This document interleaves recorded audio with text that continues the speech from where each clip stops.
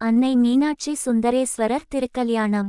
மதுரை மீனாட்சி சுந்தரேஸ்வரர் திருக்கல்யாணம் என்பது ஒரு வருடாந்திர தெய்வீக திருமண திருவிழாவாகும். இது சித்திரை திருமண திருவிழா என்றும் போற்றப்படுகிறது. இந்த திருவிழா தாய் சக்தி தேவியின் ஒரு வடிவமான மீனாட்சி மற்றும் சிவபெருமானின் ஒரு வடிவமான சுந்தரேஸ்வரருடன் திருமண வைபவம் மிகவும் மகிழ்ச்சியுடன் கொண்டாடப்படுகிறது. கொண்டாட்டங்களின் போது விஷ்ணுவின் ஒரு வடிவமான அழகரும் கள்ளழகர் கோவில் மதுரையில் கௌரவிக்கப்படுகிறார். மேலும் அவர் மீனாட்சியின் மூத்த சகோதரராக கருதப்படுகிறார். பண்டைய இதிகாசத்தின்படி தங்களுக்கு நீண்ட நாட்களாக குழந்தை இல்லாததால் மன்னன் மலையத்வஜ பாண்டியன் மற்றும் அவரது மனைவி காஞ்சனமாலா ஆகியோர் யாகம் நடத்தியபோது மீனாட்சி சிறு குழந்தையாக யாகசாலையில் காட்சியளித்ததாக கூறப்படுகிறது. அப்போது குழந்தை மீனாட்சி சக்தி தேவியின் அவதாரம் என்றும் சிவபெருமானே சரியான தருணத்தில் அவளை திருமணம் செய்து கொள்ள வருவார் என்றும் வானத்திலிருந்து ஒரு தெய்வீக குரல் அரச தம்பதியினருக்கு தெரிவித்தது.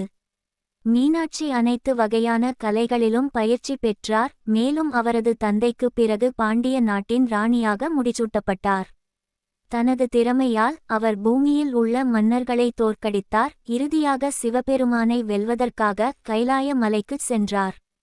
மீனாட்சி போர்க்களத்தில் சிவபெருமானை நேருக்கு நேர் சந்தித்தபோது அவர் மீது காதல் கொண்டார். மேலும் அவர் சக்தியின் அவதாரம் என்பதையும் அறிந்து கொண்டார். சிவபெருமான் அன்னை மீனாட்சியிடம் தக்க சமயத்தில் அவளை திருமணம் செய்து கொள்ள மதுரைக்கு வருவதாக உறுதியளித்தார். உரிய நேரத்தில் சிவபெருமான் தேவர்கள், பூதகணங்கள் மற்றும் ரிஷிகளுடன் மதுரைக்கு வருகை புரிந்தார். சிவபெருமான் அன்னை மீனாட்சியை மணமுடித்து பாண்டிய நாட்டை தனது மனைவி மீனாட்சியுடன் சுந்தர பாண்டியன் என்ற பெயரில் நல்ல முறையில் ஆட்சி செய்தார். இவர்கள் ஆட்சி செய்த காலத்தில் அனைத்து காலங்களிலும் சீராக மழை பெய்தது, பயிர்கள் நன்கு செழித்து விளைந்தது மற்றும் மதுரை மாநகரம் தெய்வீக தம்பதியினரால் சிறப்பாக ஆளப்பட்டதால் மதுரை மக்கள் எந்தவிதமான பிரச்சனைகளும் இல்லாமல் நீண்ட ஆயுளுடன் வாழ்ந்தனர். மீனாட்சி கல்யாணம் என்பது மதுரையில் அன்னை மீனாட்சி மற்றும் சிவனின் காண கிடைக்காத ஒரு அற்புத திருக்கல்யாண கொண்டாட்டமாகும்.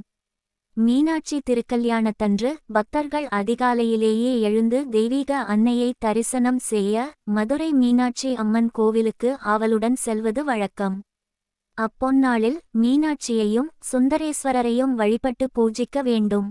பக்தர்கள் பழங்கள், பூக்கள், மலர் மாலைகள், தேங்காய் மற்றும் பிற பூஜை பொருட்களை கடவுளுக்கு காணிக்கையாக செலுத்த வேண்டும்.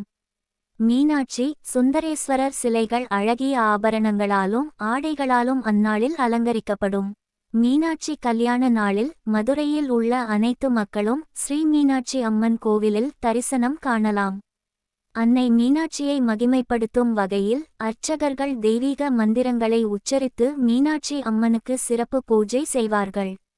பூஜை முடிந்ததும் சுந்தரேஸ்வரர், அன்னை மீனாட்சி அம்மன் ஆகியோரின் உற்சவ சிலைகள் தெய்வீக வாகனங்களில் ஏற்றப்பட்டு வீதிகளில் ஊர்வலம் வலம் வருவார்கள்.